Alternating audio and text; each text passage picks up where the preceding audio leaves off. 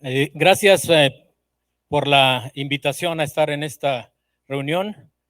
La verdad no sabía qué esperar, pero me da mucho gusto ver tanta gente y tanta gente joven. Eso quiere decir que el campo tiene futuro. El futuro es esa gente joven que decide involucrarse en la actividad agropecuaria. Entonces, tenemos esperanza viendo este auditorio lleno de jóvenes. Quiero agradecer a los ponentes que me antecedieron. Excelentes charlas, muy didácticas, muy bonitas. Y quiero agradecer la invitación del maestro Manuel Estrada Peña. Y me da mucho gusto ver a exalumnos nuestros de Chapingo aquí en esta reunión, Manuel y Francisco, con la plática anterior. Esta charla la preparamos otro alumno de nosotros, Jorge Ángel Hidalgo Moreno, que es actualmente académico de la Universidad de Georgia en los Estados Unidos. Bueno, este es el contenido de mi presentación. Voy a hacer una charla muy cortita. Y bueno, empiezo con esto, mi asistencia a esta conferencia, la estructura de la base de datos analizada, el software y procedimientos estadísticos utilizados, las variables modeladas, el modelo estadístico ajustado, los resultados de la modelación y algunos estudios en curso con la misma base de datos. No leí el título porque es un título largo y así me lo asignaron y dije yo, no, pues ahora ¿de qué vamos a hablar, no? Entonces, Jorge me pidió amablemente que le apoyara con esta presentación. Él había sido invitado originalmente. Tuvo unas complicaciones en la universidad por motivos de académicos y no pudo asistir. Entonces, yo vengo en su representación. El experto en manejo de corrales de engorda es Jorge. Él, como actividad profesional, asesora corrales de engorda. Yo lo que he hecho con él, y como lo hago con muchos de mis alumnos, es trabajar con ellos en la parte de modelación. Una de mis áreas que me gustan mucho trabajar es la parte de análisis de datos. Por mi cuenta he tenido entrenamiento en esa parte, entonces creo que pues ahí les he ayudado a los muchachos en esa parte. Entonces, si van a hacer preguntas sobre la explotación, sobre el proceso y todo ese tipo de cosas, a lo mejor me quedo corto en la explicación, pero sí en la parte de manejo de información, generación de conocimiento a partir de información histórica de las empresas, en eso es en lo que yo trabajo. Bueno, esta conferencia, les comentaba, estoy cubriendo la invitación que le hicieron a Jorge Ángel Hidalgo y fue de la forma en que afortunadamente estoy aquí en esta sala.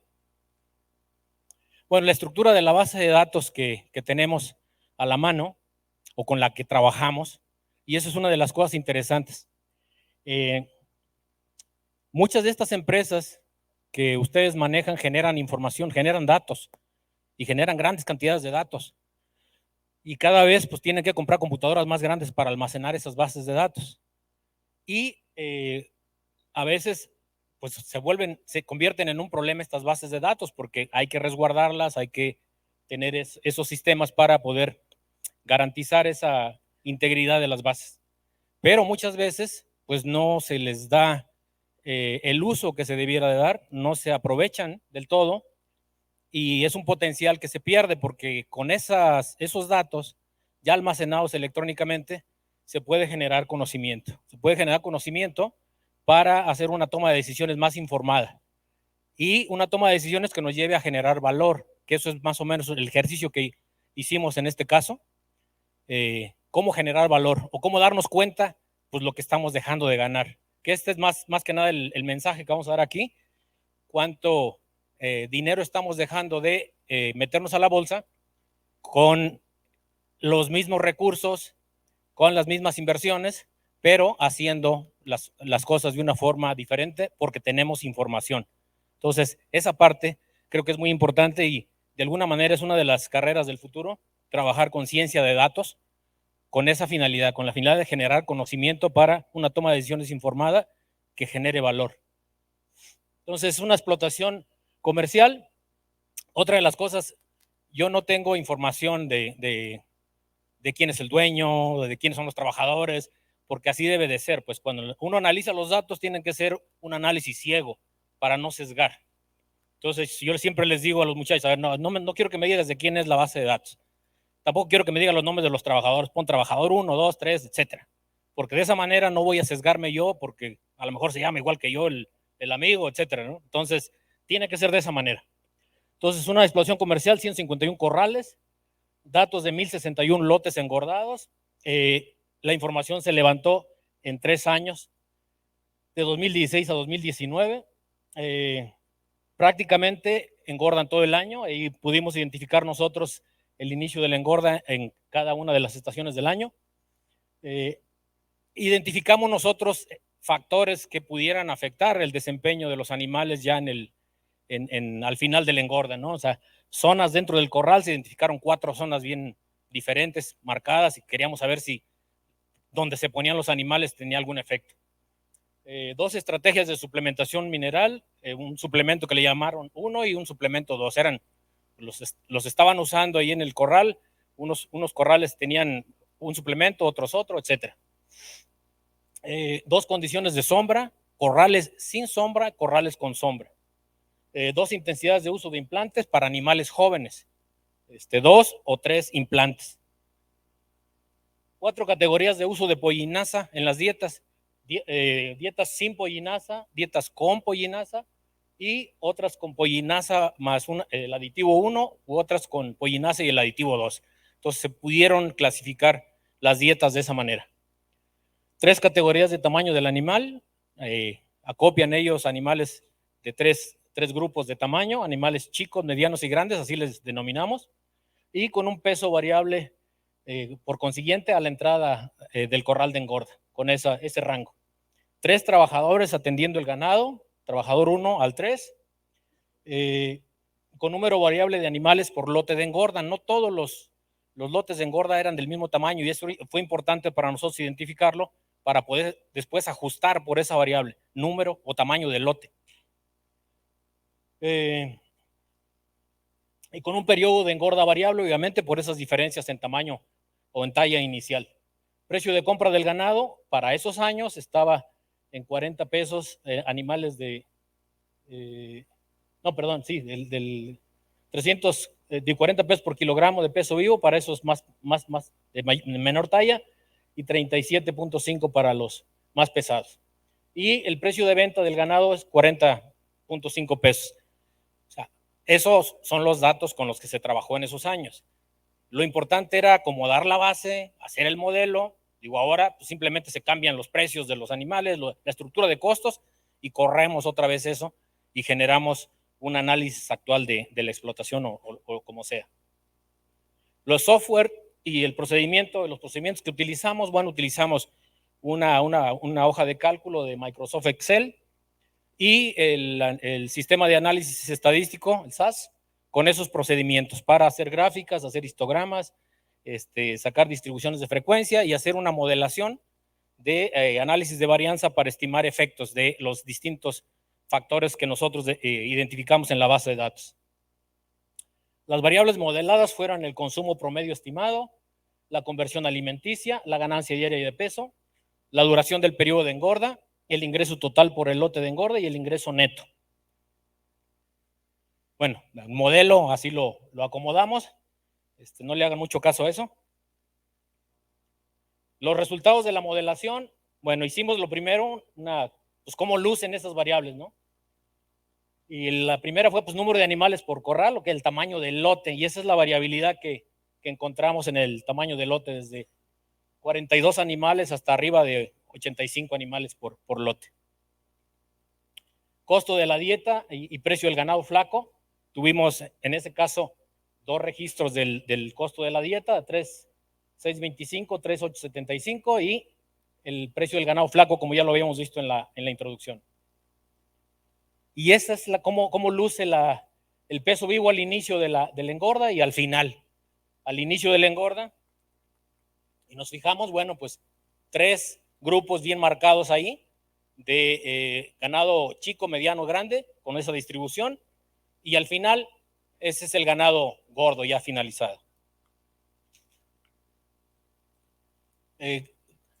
Calculamos por ahí esta variable que era importante, platicamos con Jorge, bueno, cuánto nos cuesta para producir 1 kilogramo de peso vivo, cuál es el costo de alimentación, y esa variabilidad tuvimos, ¿no? Desde, ¿cómo se llama? Lotes bastante eficientes o baratos para lograr ese kilo de carne, hasta otros más caros, desde 18 hasta 30 pesos. El consumo y la conversión alimenticia promedio, este fue el rango que tuvimos. La ganancia diaria de peso estimada, la duración del periodo de engorda desde 80 hasta 210 días, recordando que teníamos animales ya muy grandes y animales más pequeños. La distribución para costos totales por el lote de engorda, por corral por año. Entonces ahí está, las cantidades son en millones de pesos. Entonces son inversiones bastante importantes. Igual una distribución para los ingresos totales por lote de engorda y por corral por año. Y también una distribución para ingreso neto. Y ahora sí, hicimos la modelación para ver el efecto de esos factores en el consumo de alimento y la conversión alimenticia. Bueno, es una tablita de la salida de los análisis de varianza, y nada más en verde serían los factores donde las medias fueron diferentes. O sea, son diferentes los grupos, y en amarillo donde no hay diferencias. Bueno, está bien, para consumo de alimento y conversión alimenticia. Pero pues eso no nos dice nada si no vemos una grafiquita. Ahí está, ganado chico y mediano van a consumir menos alimento que ganado más grande. Y tienen mejor conversión alimenticia.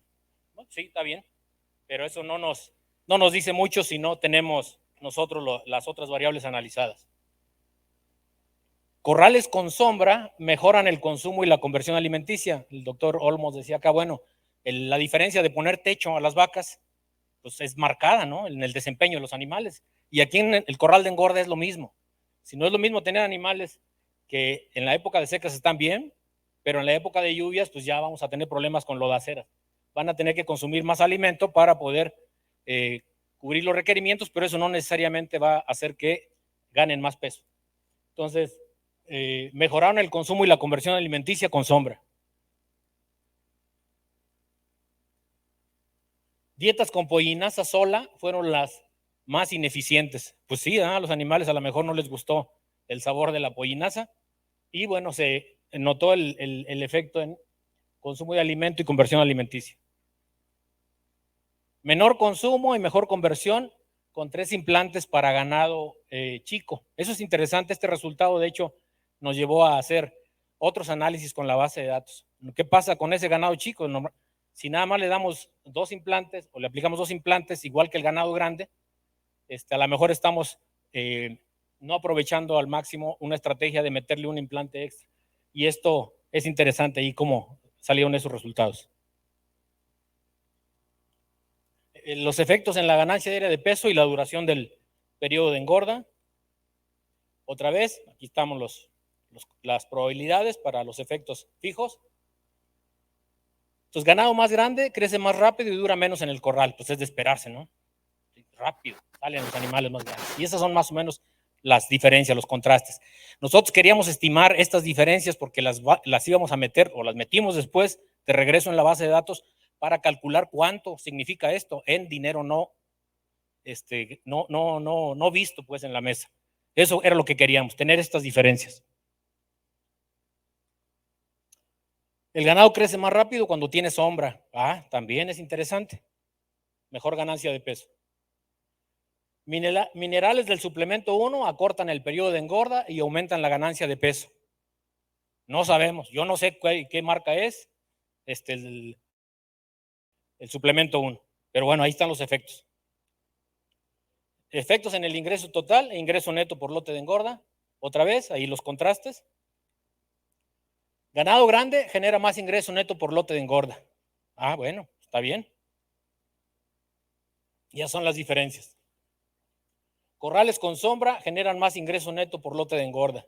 Otra vez. Y ahí está el tamaño de la diferencia. Minerales de la marca 1 producen más ingreso neto por lote de engorda.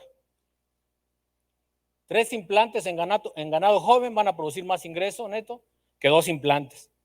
Bueno, ahí están, y de ese tamaño es la diferencia.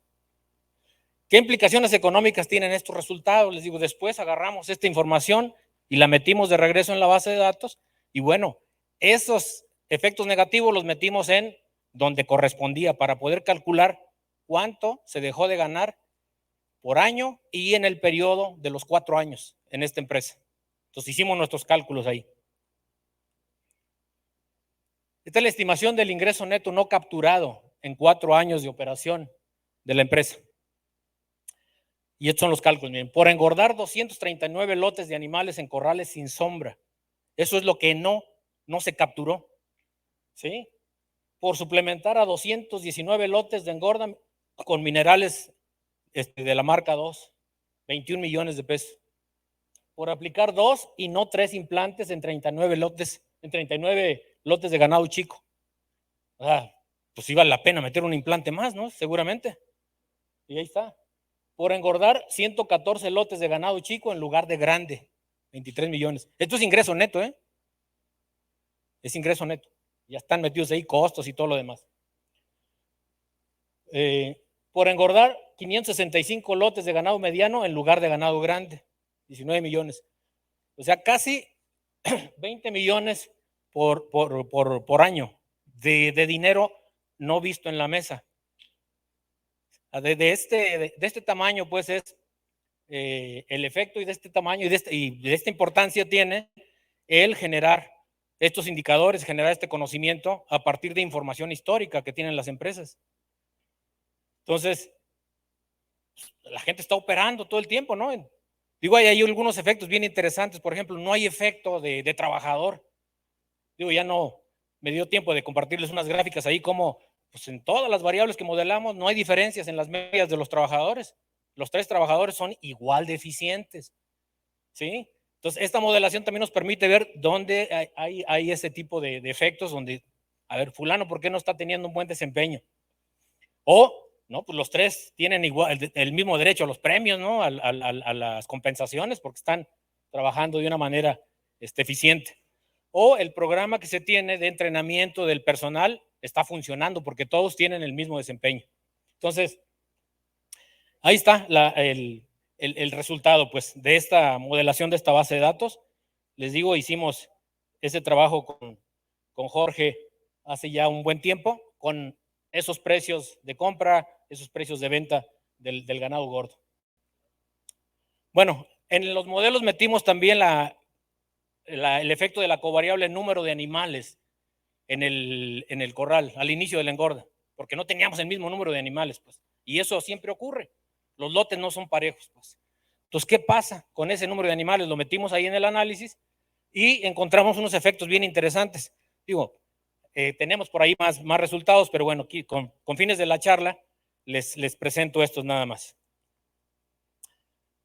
Estas relaciones cuadráticas del número de animales o el tamaño del lote, pues nos lleva a ver que, al menos para las condiciones de esta explotación, el diseño del corral, el tamaño, el óptimo del tamaño del lote es alrededor de 65 animales. Sí, con 65 animales por corral vamos a tener la máxima ganancia diaria de peso, la mínima conversión alimenticia y el mínimo costo de alimentación por cada kilogramo de peso vivo ganado. Finalmente, esto nos ayuda pues a la toma de decisiones en la empresa. Sí.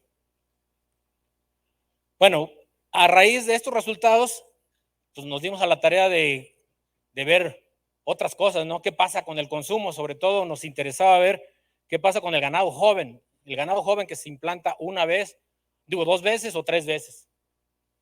¿Qué hacen esos animales? Y bueno, tenemos unos primeros avances por ahí de unas curvas de consumo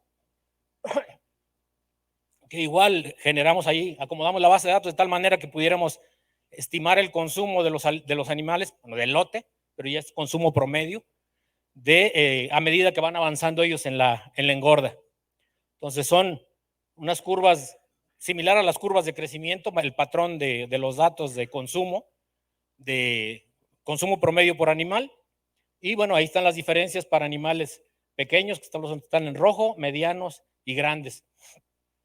Entonces ahí podemos ver cómo los animales pequeños pues, van a tener curvas de consumo más bajas, y también se van a términos de engorda, pues plazos más largos, ¿no? Por lo mismo, si es que los vamos a sacar al mismo peso final. Y bueno, ahí ya estamos haciendo una modelación para ver dónde está viendo o qué está haciendo el implante más o menos al día 60. Cómo, ya tenemos algunos resultados preliminares, cómo se baja el consumo. O sea, el implante lo que hace es que se baja el consumo y pues los animales se hacen más eficientes. O sea, hay un ahorro en consumo de alimento y eso hace que pues haya mejor, ahora sí que mejor margen con esa estrategia. Bueno, pero eso es una cosa que vamos a hacer. Está en curso, pues, el análisis de la base de datos para este fin. Y bueno, eso es todo lo que les puedo compartir para el día de hoy. Estamos a sus órdenes en esos correos. Si tienen preguntas, con mucho gusto.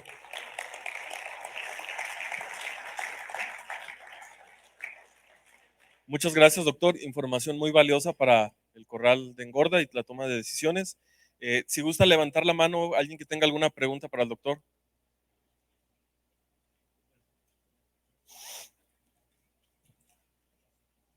Buenas tardes, doctor. Gracias, buenas tardes. Una duda, ¿hubo o no uso de silpaterol en los lotes?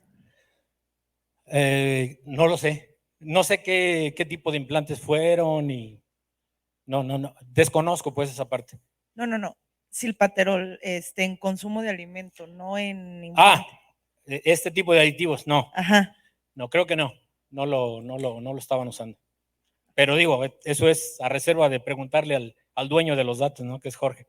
Si estaría mintiendo si te dijera que sí o que no. Muchas gracias.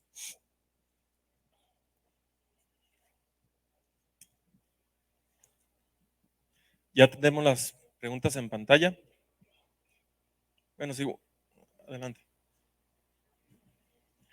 Buenas tardes. Buenas tardes. Me imagino que esos datos están basados en un corral específico de ese rancho, ¿no? Entonces estamos hablando de que si cambiáramos de sistema de producción, cambiarían mucho los números si cambiamos el tipo de corral, por los metros de comedero que tienen para los animales que puedan ingerir el alimento, ¿no? Sí, bueno, aquí ahora sí que es una explotación comercial que tiene 151 corrales para meter los lotes. No todos tienen techo, ¿sí? Y pues la estrategia que siguen ellos seguramente es no igual, pero similar a la que siguen los corrales de engorda en el país, de hacer dietas completas, altas en grano, etcétera. Cada uno de los corrales obviamente pues va a tener, digo, cada explotación comercial va a tener su sistema, va a tener todo ese tipo de cosas. Aquí lo interesante en esta base de datos es que había esos contrastes, pues que podíamos nosotros evaluar qué efecto tenían. Es que estábamos dando dos marcas de minerales. Bueno, y bueno, tenemos corrales a los cuales les asignamos esos minerales y otro bonche de lotes, esos minerales. Igual las estrategias de uso de la pollinasa en ¿cómo se llama? Para cada uno de los bloques pues que tenían ahí. No es un experimento diseñado, es una explotación comercial que en este caso, bueno, la estaba asesorando Jorge y él llevaba esos datos. Él le dijo, oye, ¿por qué no levantas esa información en una base de datos? Porque a lo mejor pues no saben que algunas estrategias que están metiendo ahí y que no las evalúan, pues les están generando pérdidas en lugar de ganancias, o no les están generando las suficientes ganancias como otras que están ahí presentes en el corral. Entonces la idea era esa, evaluar qué estaba pasando con cada una de las variantes de manejo adentro del corral. Ok, otra duda también, en la gráfica que mostraba, sale la ganancia de peso diario que era en promedio de 60 animales, era mayor, pero en la conversión nos hablaba que era menor en el promedio de 60 animales. No sé si mostraba la cantidad de alimento que servían por corral. No, bueno, ahí lo que hicimos fue, sí tenemos esa información, pues, los datos totales, pero nosotros trabajamos con, ¿cómo se llama? Indicadores individuales, pues. Nos bajamos a nivel de cuánto estaban comiendo. Son datos promedio, por así decirlo, lo que modelamos. Promedio de consumo por animal por día, ganancia diaria promedio, para poderla modelar de esa manera. Ok, muy bien, gracias. La siguiente pregunta. Sabemos que el uso de la pollinaza en alimentación de ganado engorda está prohibido. Sin embargo, la siguen usando. ¿Qué opinión tienen? Bueno, pues si está prohibida, pues está prohibida, ¿eh? Digo, finalmente, a lo mejor puede haber otros usos más importantes y que sí están permitidos, como decía el doctor Olmos en la charla previa. Toda esa biomasa, todos esos nutrientes que están en la pollinaza, pues bien se pueden meter a procesos de producción de abonos orgánicos, procesos de compostaje y meterlos de regreso a los campos. De hecho, una de las cosas que a veces no se ven en las explotaciones intensivas con una gran producción de desechos, que yo diría que no son desechos, que más bien son recursos. No hay basura, no existe la basura, solo hay recursos. Nomás hay que saber cómo dirigirla a otros procesos. Lo que en un sistema es una salida y es un problema, en otro es una oportunidad.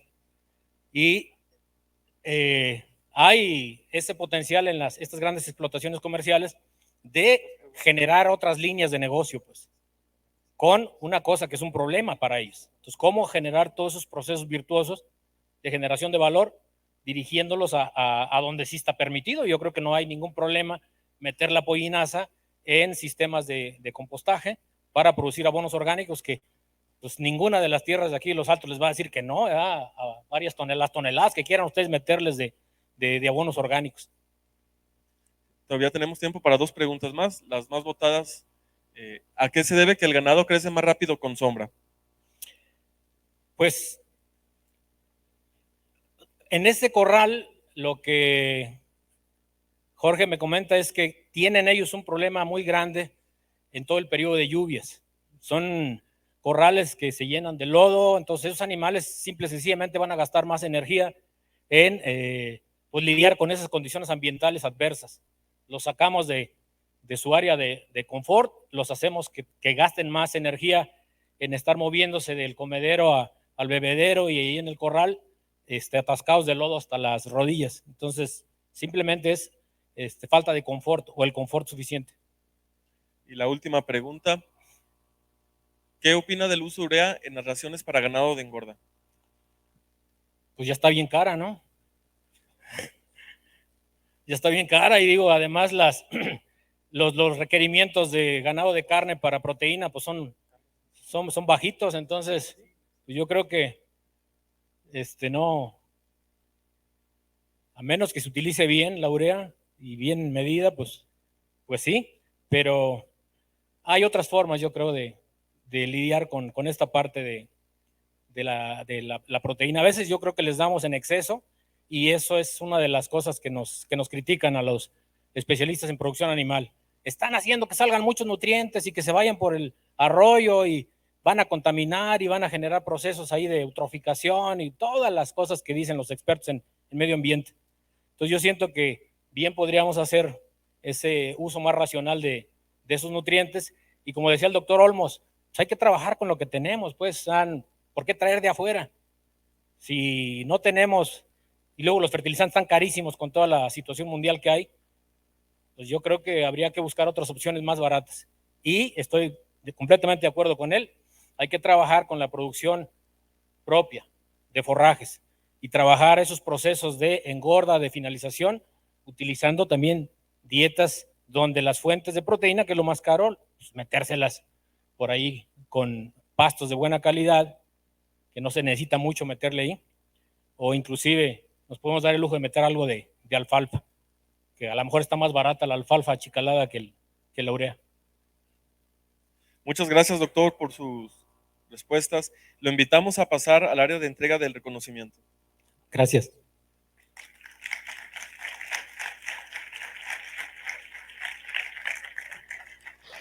Nos complace entregar como reconocimiento a nuestro ponente José Guadalupe García esta joya documental recién editada por la Unión Nacional de Avicultores. En este formidable libro con el nombre La avicultura en México, una industria de altos vuelos.